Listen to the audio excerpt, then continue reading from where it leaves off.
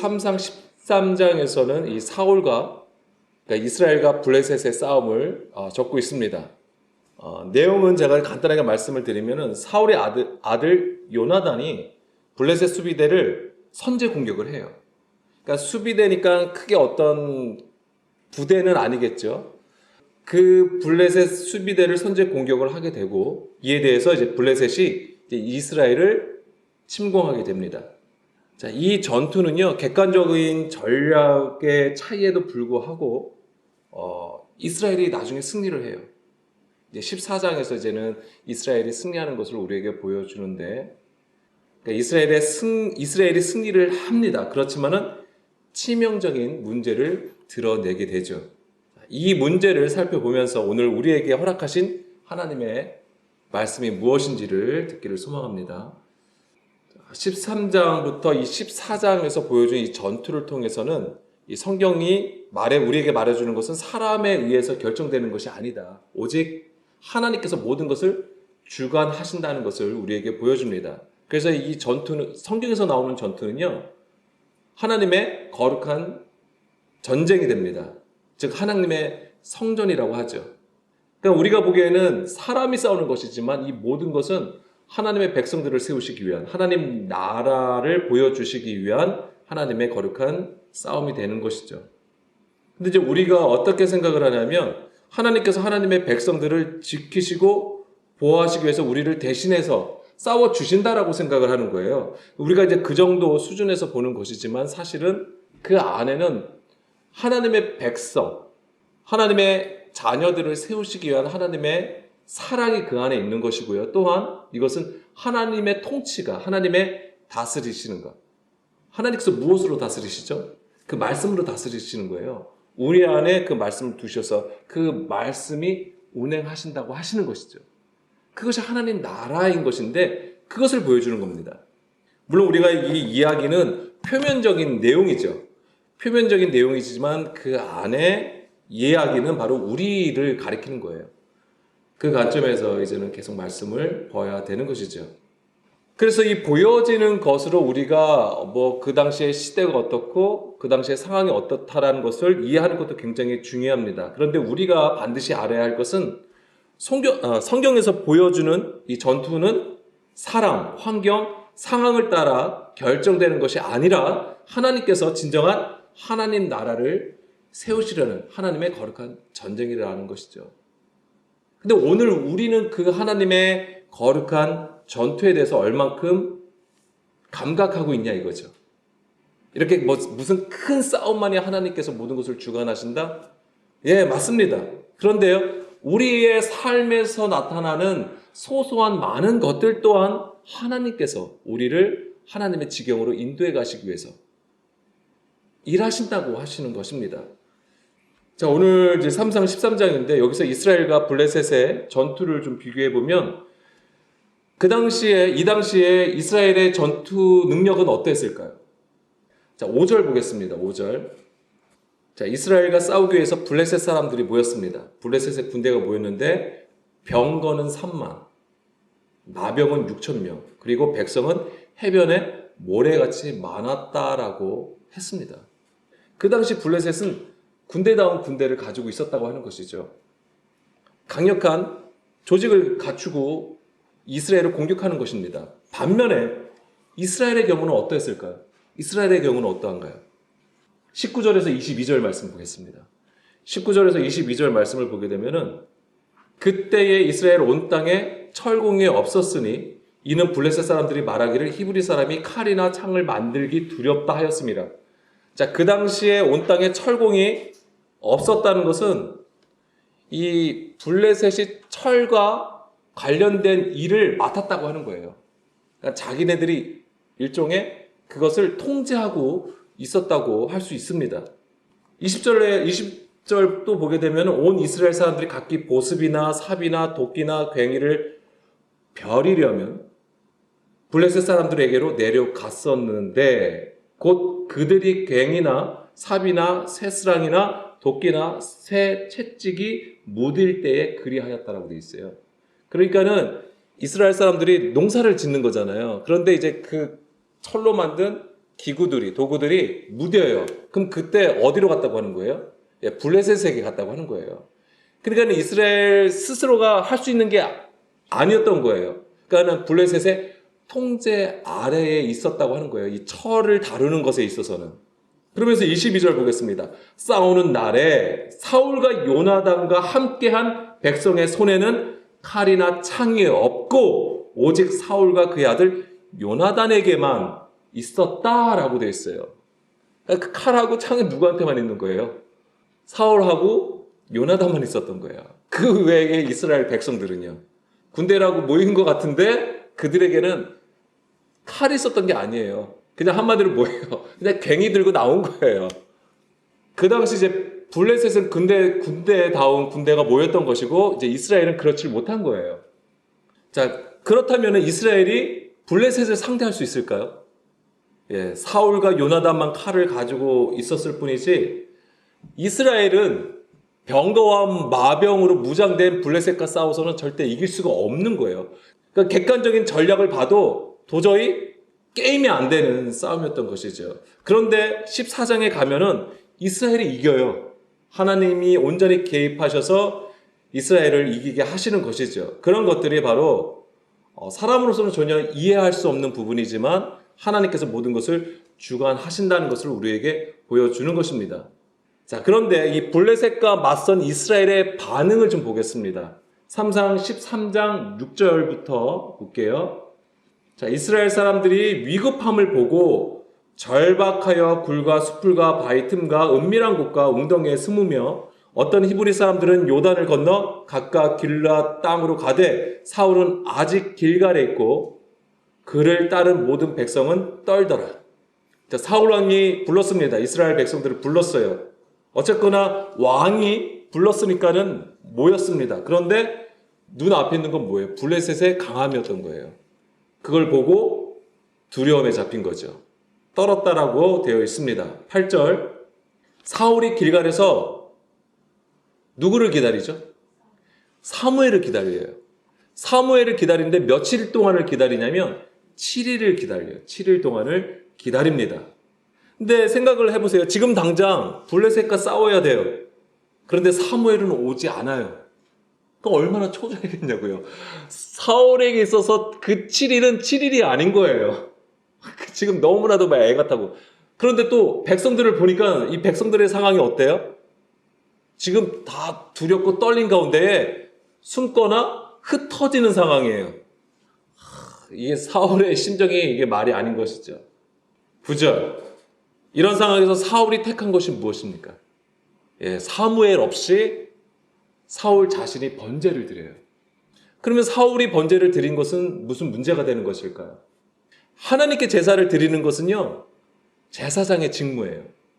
비록 사울이 하나님으로부터 기름 부음을 받는 왕이라고 할지라도 제사를 드리는 직무까지 허용된 것은 절대 아닙니다. 물론 사울 왕의 근처에는 다른 제사장도 있었을 거예요, 분명히.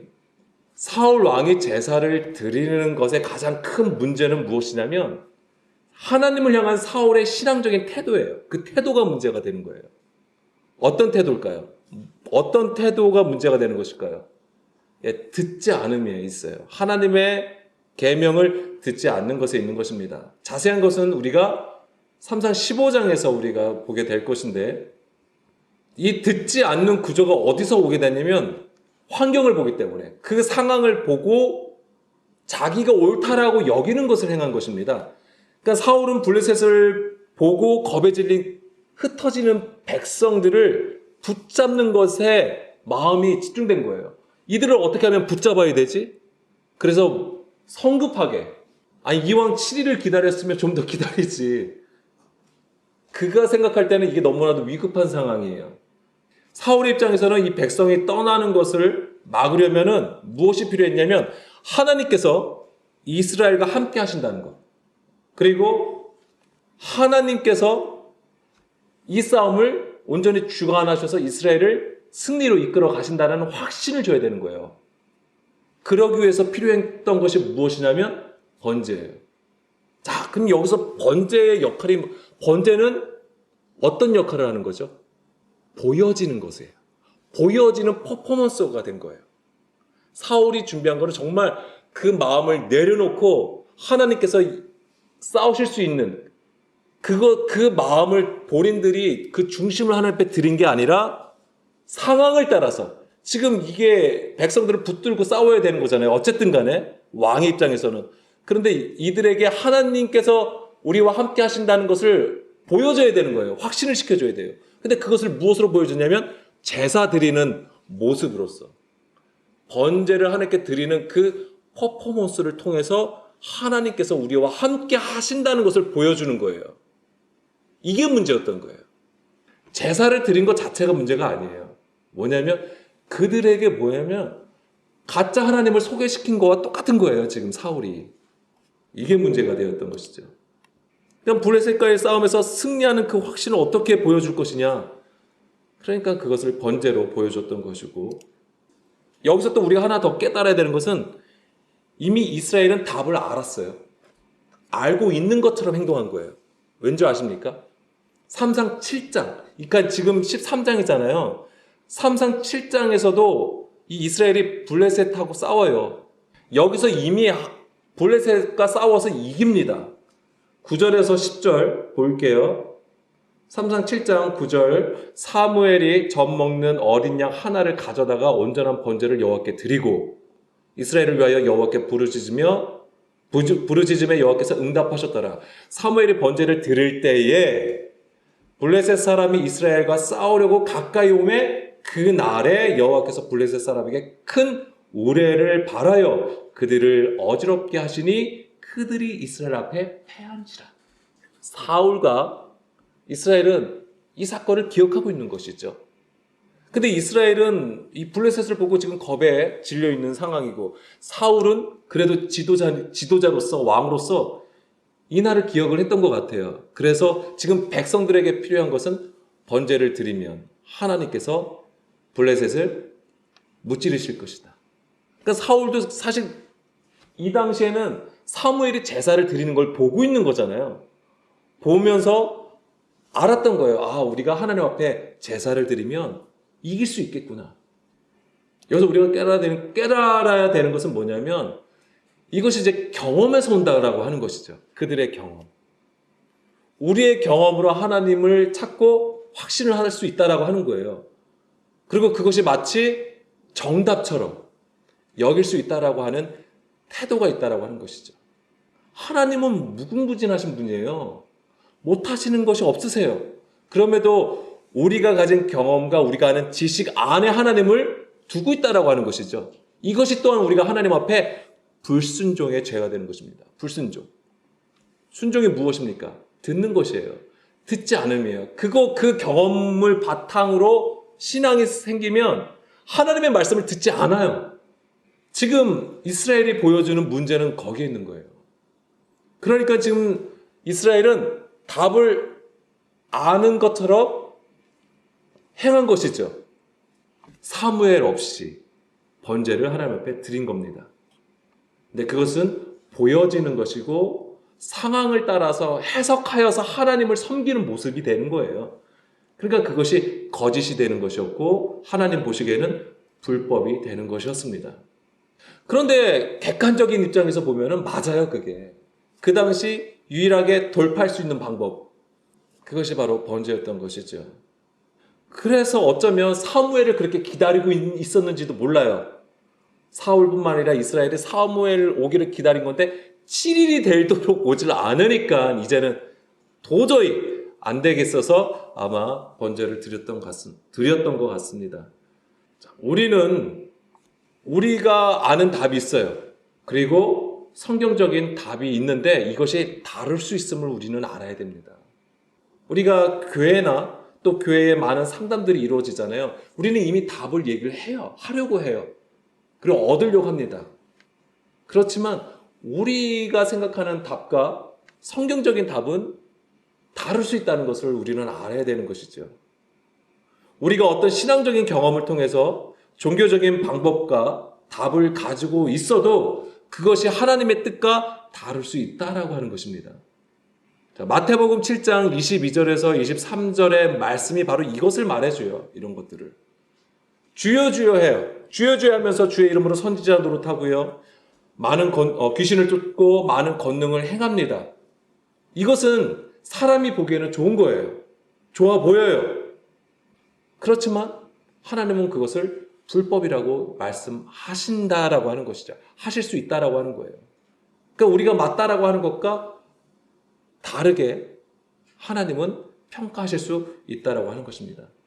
자, 위급한 상황에서 사무엘은 7일 동안 나타나지 않았고요. 사울은 불안하고 두려움에 떨고 있는 이스라엘 백성을 붙들기 위해서 자신이 친히 제사를 드리게 됩니다.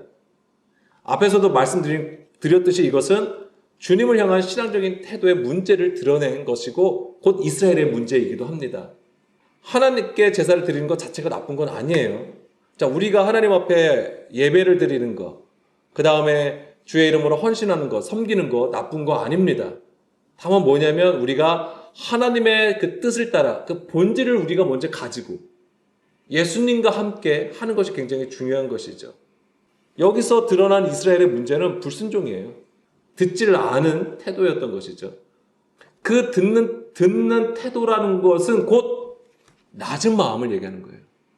우리가 하나님을 믿고 아는 것으로 하나님을 앞에 우리가 엎드리는 게 아니라 철저히 나를 부인하는 가운데에 낮아짐으로 오늘도 우리를 향하여 일하시는 그 하나님의 뜻을 깨닫는 거예요. 오늘 하나님께서 이렇게 얘기하셨다면 내일, 그럼 그 내일은 또 오늘이 되겠죠? 그 오늘은 다른 말씀을 하실 수 있다라고 하는 거예요. 그걸 우리가 들어야 된다고 하는 거예요. 근데 어제는 이걸 말씀하셨는데 왜 오늘은 이거지 하면서 우리가 듣지 않을 수 있다라고 하는 것이죠. 우리는 그런 구조를 가지고 있어요. 이게 육신의 생각을 여전히 가지고 있는 것이고 우리의 연약함이 또한 그것입니다. 자, 삼상 13장 10절에서 14절까지 보겠습니다. 오늘 읽었던 것인데요. 자, 번제 드리기를 마치자. 자, 이제 사울이 번제를 드렸잖아요. 그때 마칠 때에 사무엘이 왔어요. 참 너무나도 기막힌 타이밍이겠죠. 근데 이런 타이밍 또한 하나님께서 허락을 하시는 것이죠. 지금 이스라엘이 위급한 상황에서 왜 사무엘은 왜 7일 동안 안 왔을까요? 여기는 성경에는 자세하게 나오지 않았습니다만 그런 타이밍 자체가 하나님께서 우리를 시험하시는 부분이라고 하는 거예요. 하나님께서는 출애굽한 이스라엘 백성들이 한 달 안으로도 갈 수 있는 그 거리를 계속 돌게 하셨다고 하는 거예요. 광야를 걷는 그들은 그게 뭔지 모르죠. 근데 다행히 우리는 그 뜻이 무엇인지 알잖아요. 하나님께서 낮추시고 주시기 위해서.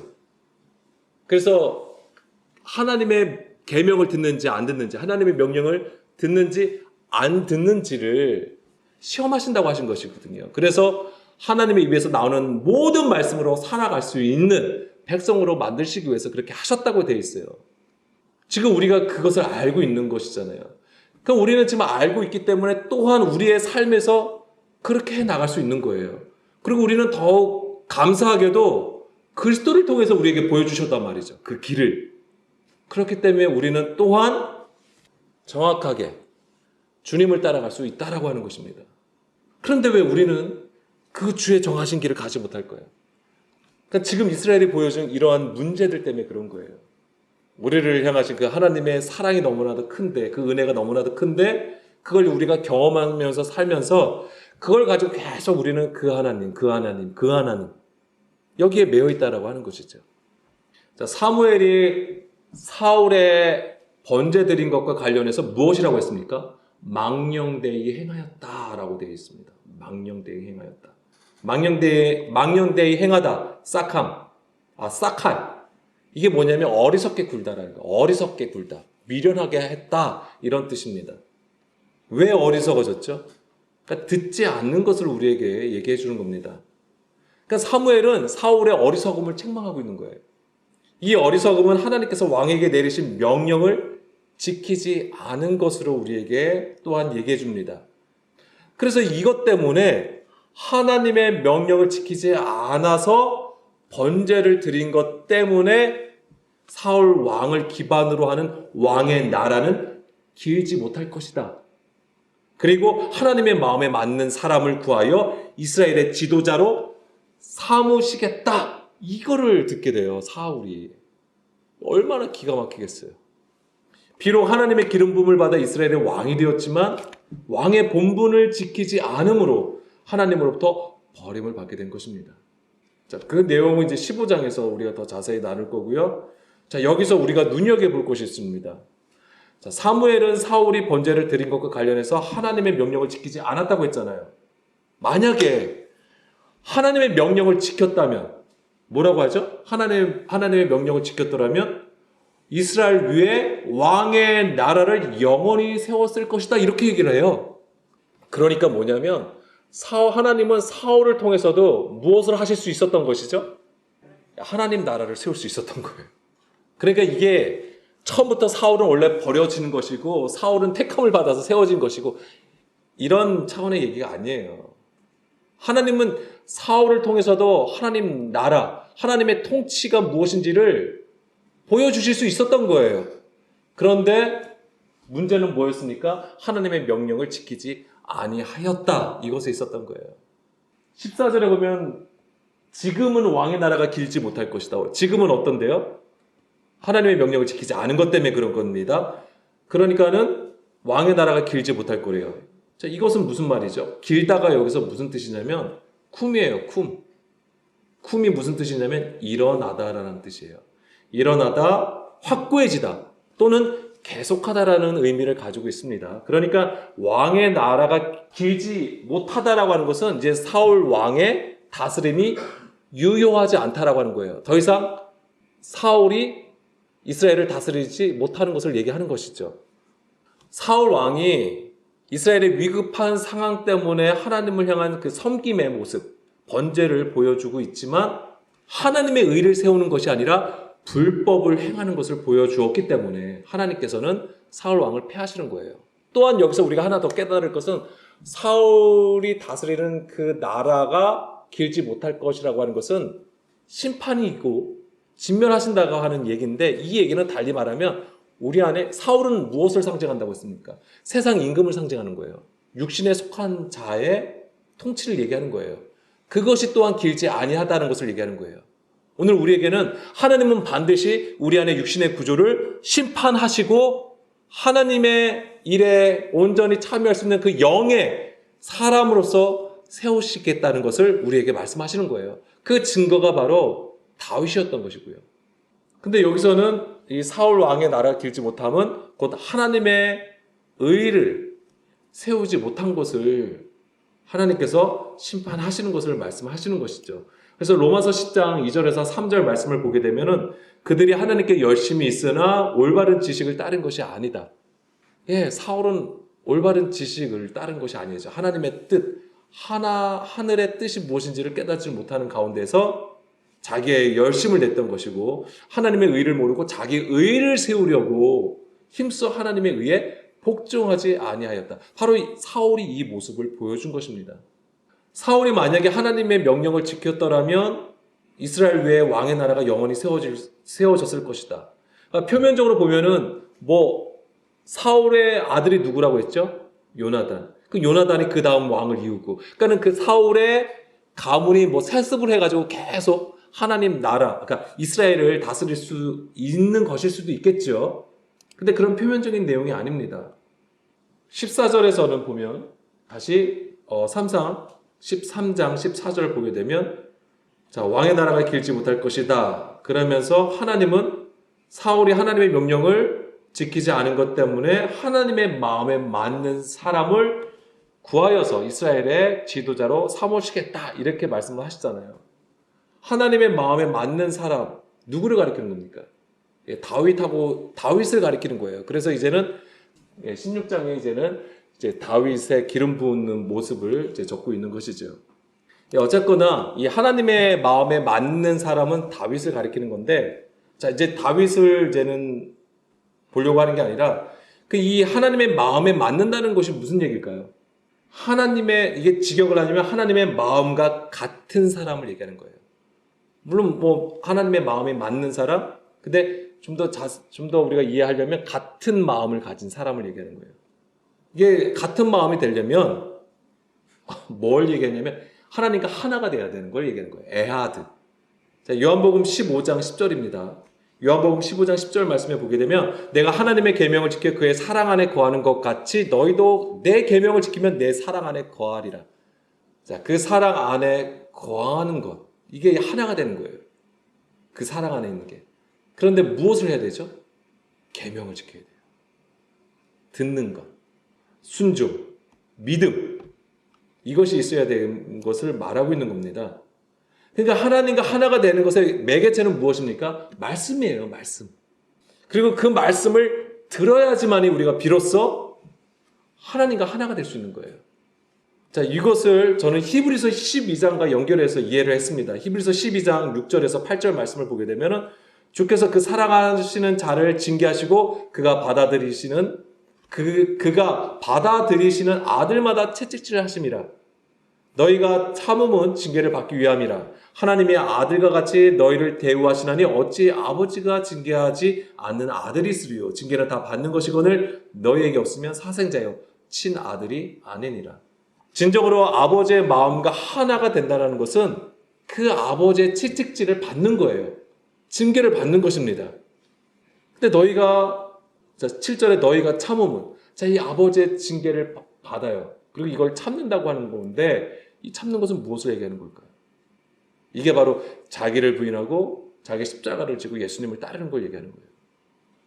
주의 말씀을 온전히 듣는 것을 얘기해 주는 겁니다. 그것이 바로 예수님을 따르는 거예요. 길이요 진리요 생명이신 예수 그리스도를 따르는 것입니다. 그래서 뭐였냐면 바로 주의 말씀을 듣고 내 육신의 생각이 진멸되는 것입니다. 이게 채찍질이에요. 채찍질 받는 거예요. 징계를 받는 것입니다. 그런 자를 하나님께서 주의 품 안에 두시겠다고 하는 거예요. 그 사랑 안에 두시겠다고 하는 것입니다. 그것이 하나님 나라가 되는 거예요. 결국 하나님의 마음과 같아지는 것은 곧 그 하나님의 친아들이 되는 겁니다. 하나님의 아들로서 세워지는 것이지요. 그래서 하나님의 영을 받는 자가 하나님의 아들이라고 했잖아요. 그 영이 곧 십자가의 본질을 가지고 주의 말씀을 듣는 것입니다. 그러니까 철저히 내가 없는 거죠. 근데 사울 왕의 번제는 그게 없는 상태에서 이루어지는 거예요. 보여지는 것에 집중되어 있었던 것이고 사람들을 미혹하는 것에 집중되어 있던 것이죠. 하나님이 여기 있다. 이런 식으로 미혹을 한 겁니다. 그러니까 우리가 알아야 되는 것은 사울은 처음부터 버림받기 위해서 택함을 받은 자가 아니었던 거예요. 물론 처음부터 다윗과 사울이 하나님께서 구분하여서 세우시는 것은 우리에게 보여준 건 맞지만은 사울도 충분히 하나님의 계명을 따라 행하였다면 하나님의 귀한 일꾼으로서 섰을 겁니다.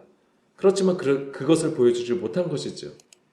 아니 다윗도 마찬가지잖아요. 사무엘 7장에 보면 하나님께서 영원히 세우겠다라고 하죠. 그 가문을 영원히 세우시겠다라고 다윗 언약을 맺으셨잖아요. 그런데 솔로몬 이후에는 어떻게 됩니까? 갈라지잖아요. 남북으로 갈라지잖아요. 북이스라엘과 남유다로.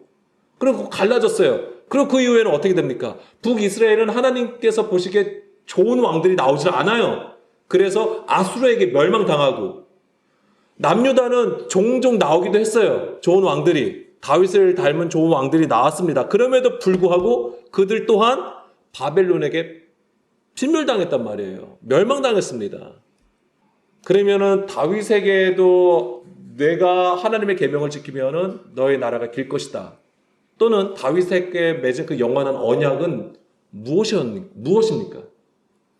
그것은 바로 하나님의 약속하신 그 나라는 그리스도를 통해서 이루실 나라였던 거예요. 그리스도를 통한 하나님의 나라가 되는 것입니다. 그리스도를 통한 그 하나님의 나라는 무엇입니까? 지금까지 계속 말씀드렸던 거예요. 주의 말씀을, 하나님의 계명을 듣고 지키는 것으로 그것이 이루어진다라고 하는 것이죠. 그러니까는 하나님 보시기에는 사울도 그렇고요. 다윗도 연약한 자예요. 부족하고 연약한 자였던 것이에요. 그렇지만 하나님은 하나님의 말씀을 듣고 그 진리를 따라 그 본질로 행하는 자들과 함께 하나님의 나라를 세우시는 것을 소망하셨던 것이죠. 그래서 그 하나님께서 약속하신 나라는 그리스도를 머리로 삼은 교회를 가리키는 거예요. 하나님의 성전, 하나님의 영이 거하시는 성전, 바로 우리를 가리키는 거예요. 우리 얘기예요. 진정한 하나님의 아들로 세워지는 것, 장성한 자를 세우시는 것을 우리에게 말씀하신 겁니다. 그래서 오늘 우리 또한 그것을 위해서 하나님 앞에 엎드리고 구해야 하는 것이죠. 사울과 같이 보여지는 섬김이 우리에게도 있을 수 있어요. 그리고 우리가 당한 상황과 처지를 따라서 하나님 앞에 우리가 구할 수도 있는 거예요. 그렇지만 하나님께서 정말 원하시는 것은 우리의 중심이라고 하는 거예요. 우리의 상황들이 마냥 좋을 수는 없는 거예요. 지금 이스라엘과 같이 이제 블레셋과 싸우기 직전에 이스라엘과 같은 위기에 처할 수도 있는 거예요. 그럼에도 불구하고 우리에게 필요한 것은 우리가 더 열심으로 뭔가 모이고 행하고 이런 것을 하나님께 원하시는 건 아니에요. 물론 우리가 모일 땐 또 모여야 되죠. 그런데 중요한 건 뭐예요? 그 한 사람 한 사람의 중심이라고 하는 거예요. 하나님은 그 듣는 마음을 원하시는 것이고 철저히 자기를 낮추어서 하나님의 뜻을 강구하는 그 한 심령을 원하신다고 하는 겁니다. 순종이 제사보다 낫고 듣는 것이 수장의 기름보다 낫다라고 하시는 그 주님의 뜻을 우리가 온전히 깨달았으면 좋겠습니다.